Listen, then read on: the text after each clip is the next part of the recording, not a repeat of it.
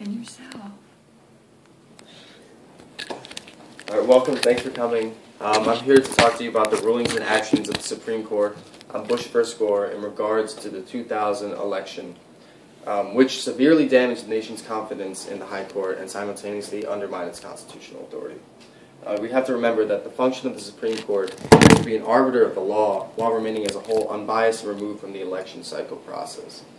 Got to remember, we don't elect Supreme Court officials. They are appointed by the president, so they're removed.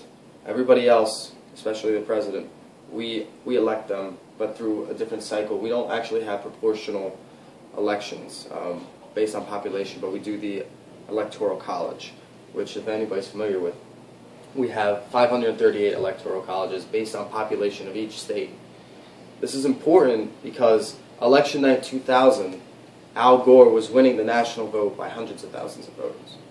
But Florida, the last state to be announced, was it was hotly disputed, and it was worth 25 electoral votes.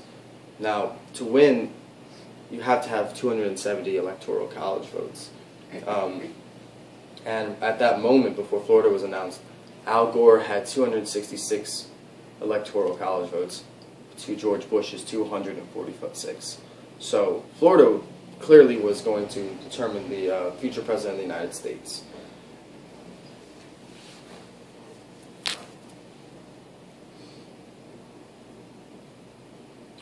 But clearly, as time went on that night, several different news outlets informed that Bush had won Florida, and then quickly recanted that, saying that Gore, in fact, had won it.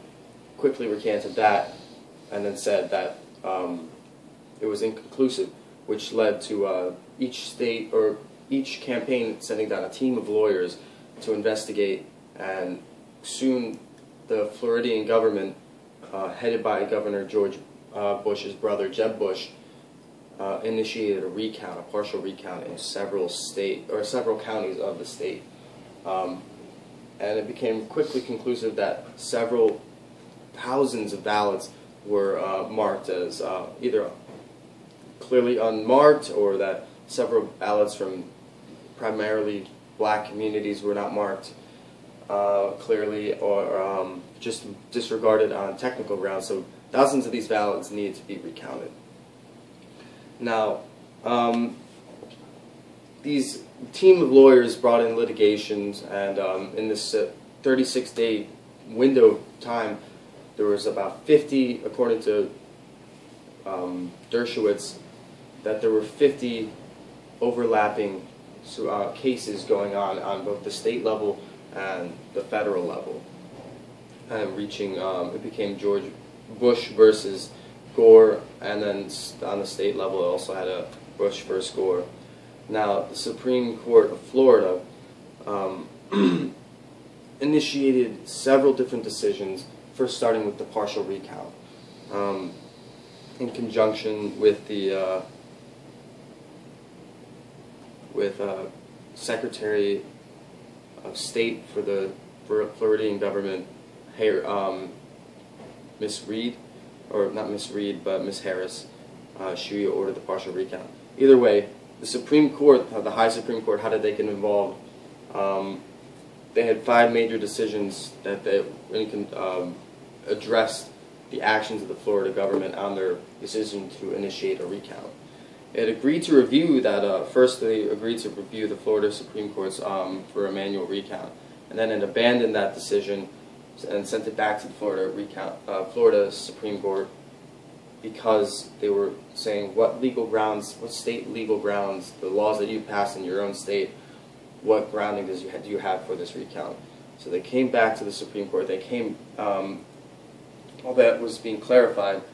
The Supreme Court, the National Supreme Court, decided to stay by the Florida court's ruling to issue a statewide recount.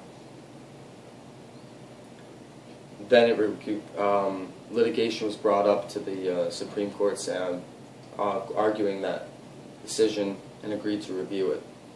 It reversed that decision after some time, saying that, and permanently stopped all hand counting of undervotes, which are all the recounted ballots, and thereby ending the election in favor of George Bush. Now, we have to remember that the Constitution is very thorough on the processes that that happen in a contested election.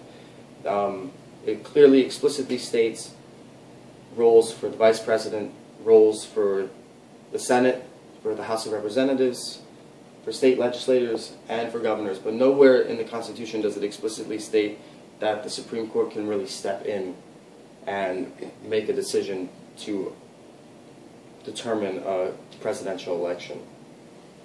Now, this happened, though.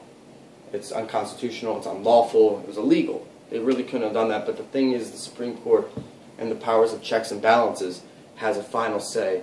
There's even a statement by Justice Robert Jackson says, "We are not final because we are infallible, but we are infallible only because we are final." So what they say goes, regardless of whether or not it's legal or not.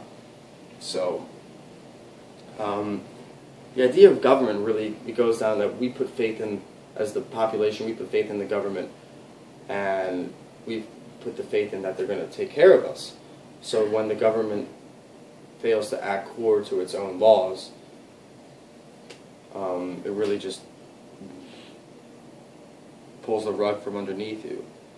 Now, Howard Zinn, author of The People's Histories of the United States, talks about the majority ruling and the minority ruling. In the majority ruling, he says, despite the usual conservative position of non-interference with the state powers, it was overruled by the Florida Supreme Court and prohibited anymore in counting the ballots.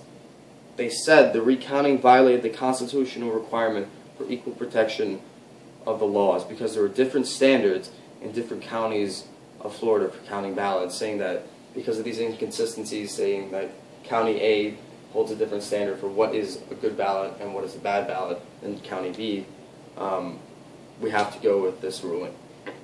The dissenting opinion argued that the court did not have the right to interfere with the Florida Supreme Court's interpretation of state law. Justices Breyer and Souter argued that there was a failure to have a uniform standard, despite the fact that there's a failure to have a uniform standard in counting. The remedy was to let there be a new election entirely in the state of Florida. So, essentially, they're accusing that they are abusing their judicial review, which is essentially the judicial branches of power to apportion new laws and overrule current laws. The partisanship display, which is something that is important to note, the 5 majority ruling justices had conservative leanings, while the 4 minority dissenting judges were Democratic or liberal in leaning. So it completely undermines a large historic institutional bias to be above partisan politics. Instead, this ruling showed their immediate grasp for immediate political advantage, which goes completely against their job as being arbiters and nonpartisan arbiters of the law.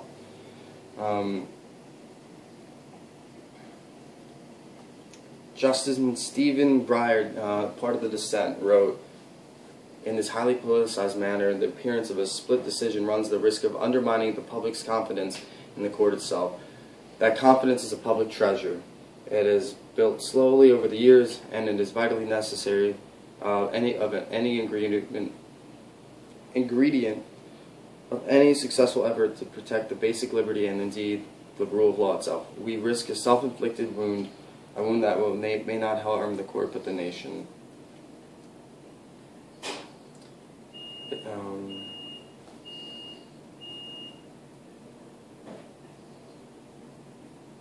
It should and must be the nation's responsibility to hold those in the majority in disdain. There's nothing that the population can do to prevent this from happening, but enough political pressure can hold these people accountable to some degree and prevent these lapses of judgment from occurring in the future. Again, Dershowitz put in his book, Supreme Injustice, he put another quote from Justice John Paul Stevens: "It is the confidence of the men and women who administer the judicial system that the true backbone of the law One thing, however, is certain. Although we may never know with complete certainty the identity of the winner of this year's presidential election, the identity of the loser is perfectly clear. It is the nation's confidence in the judge as an impartial guardian of the rule of law. We are not... So, in conclusion, can't do that. You can't do that. Yeah. Thank you. Any questions? Yeah. Why was the manual voting in Florida abandoned again? Can you? Wow. What was the reasoning? The reasoning was because the Supreme Court thought it was Illegal? unnecessary. Unnecessary. Okay. Thank you. It was a very nice presentation. Yeah, thank you. Now, the only concern that I have